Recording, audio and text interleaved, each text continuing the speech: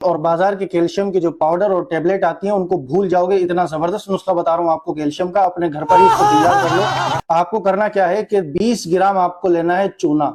अच्छा, हमको सिखा रिया है। चूना ले लीजिए और 20 ग्राम चूने के अंदर तकरीबन आधा किलो पानी डाल करके 72 घंटे के लिए उसको छोड़ दीजिए। 72 घंटे के बाद वो पानी ऊपर से उतार लीजिए, चूना नीचे बैठा रहेगा तो पानी उतार लीजिए और पानी उतार करके उसके अंदर 3 पाव चीनी मिला लीजिए और 3 पाव चीनी मिला करके उसको मिक्स करके अच्छा से शरबत आपका तैयार हो जाएगा। और 1 चम्मच शरबत जो है वो रोजाना इस्तेमाल करो।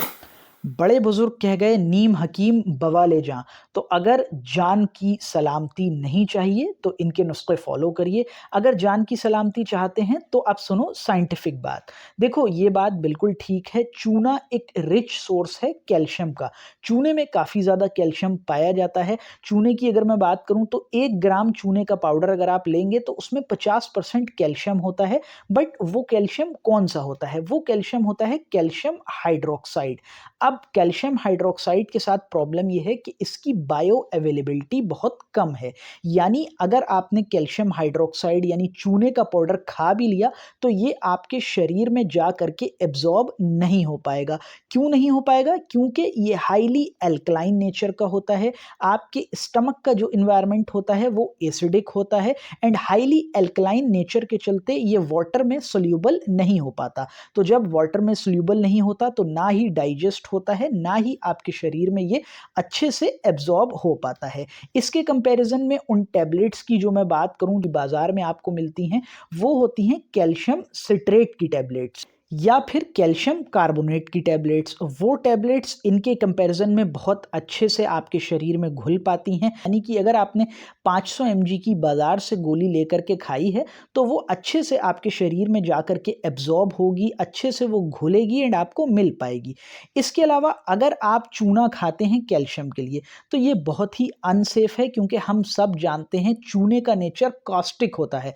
यानी अगर आप चूने को खाएंगे तो इससे आपकी जो म्यूकस लेयर है वो इरिटेट होगी। यानी चूना खाकर आपने देखा है ना किसी की जुबान कट जाती है, तो अगर चूना खाओगे तुम कैल्शियम की कमी को पूरा करने के लिए तो जुबान छिल जाएगी। अब तुम कहोगे हमें तो आदत है, हमारी तो नहीं छिलती। तो भर भर के चूना खाओ, जुबान छिले या ना छिले तुम्हारी आंतें छिल जाएंगी, अंदर से फूड पाइप छिल जाएगा।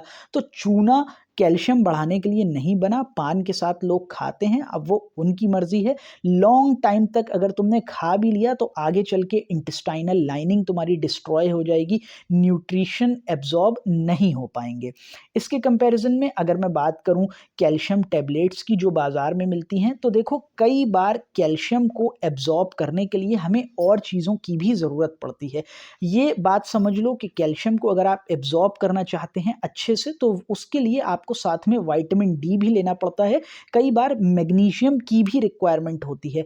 तो कई बार जो मार्केट में सप्लीमेंट्स मिलते हैं उसमें विटामिन डी और मैग्नीशियम इंक्लूड होता है, इसलिए भी वो सप्लीमेंट्स आपके लिए बेहतर हैं इन चूने के मुकाबले।